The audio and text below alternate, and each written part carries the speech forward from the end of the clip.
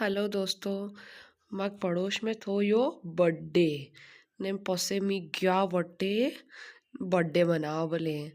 यो नानो बेटो अणको बर्थडे है। ये है बिहार का जो अणा के करे आरती भी 5 लगाया मली ने एक मारती के लो दीदी दीदी थी भी कर दो थी भी कर दो। या आई मुँह मुँह गया आरती करा बोले। या लगे अणा के हल्दी की टिक्की। ओ नानो तो अशो बेटो जाने के मांडो मंडीरो अणको दाद साली क्या उनका मुलगी जो ताका भी सालिया की नहीं सालिया। हाँ सालिया सालिया तेको पासे मु तो आई गया पासे यो नानो अशो उठे फुग्गो फोड़ा बोले के बस आज ही यो सब फोड़ी देगा।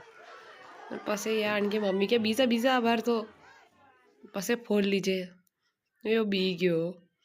पासे यो खवाड्रो आणके मम्मी ने केक नानो तो और लंबो लागी रही मम्मी तो और छोटी लागी रही। हाँ देखो देने अब मुँह घी देखो फूल खवाड़ा बोले यो खवाड़ियो फूल मन क्यों ले पूरो खाई ले था टाड़ो कौन खागा।